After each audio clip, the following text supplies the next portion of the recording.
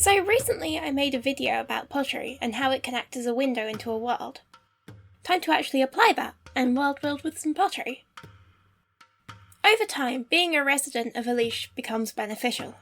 In times of famine, you can get grain from the temple storehouses, and some temples are only ever open to residents of Elush. The heads of houses can vote on things like whether to go to war or how murder should be punished. But once being a resident becomes beneficial, the Elush do what they've always done best, and start guarding what they have.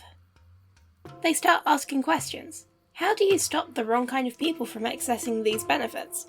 And what makes the Elush different that they deserve them and no one else does?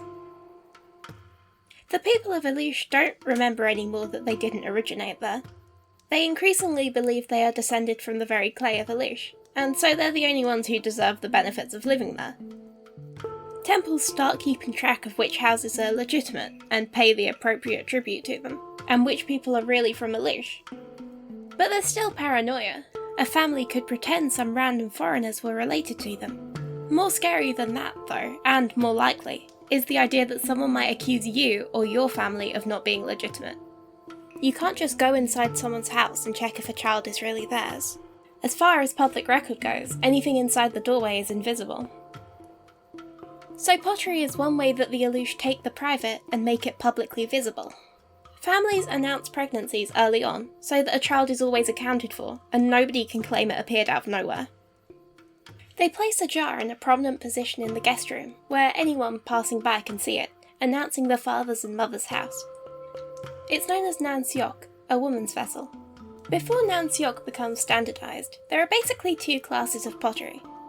There's simple pottery, with not much decoration, made at home usually by the older men and women, and used only within the home and family. There's also more elaborate pottery, made by specialised potters using a wheel.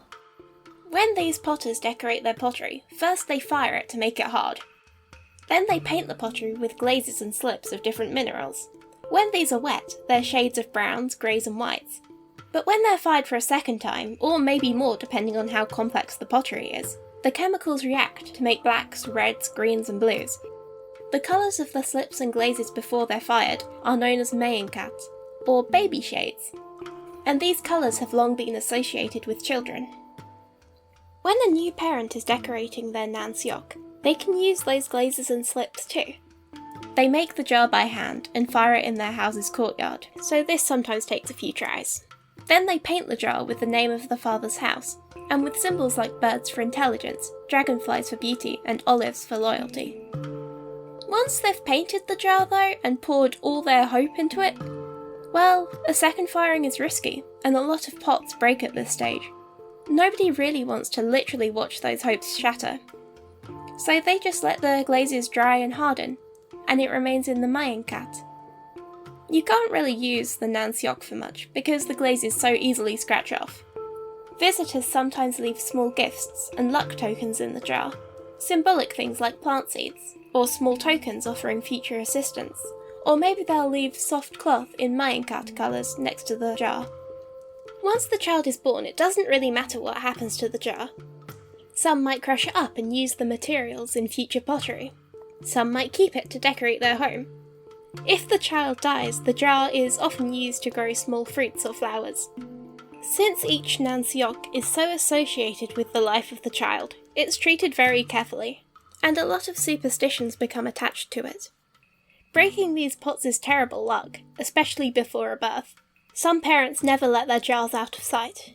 If a child is born that doesn't cry, it's probably because a bird laid an egg inside the jar and stole the child's voice. There are rumours that foreign enemies sneak into Elush at night and go around houses, smashing all the jars they can find. But another rumour is that if one of these jars breaks, the shape of the shards can indicate the child's future. Of course, there's no way you could learn what shapes mean what, and it would be a terrible thing to do. And what if that rumour isn't true? And what if it really will hurt the child? But wouldn't it be a relief to know?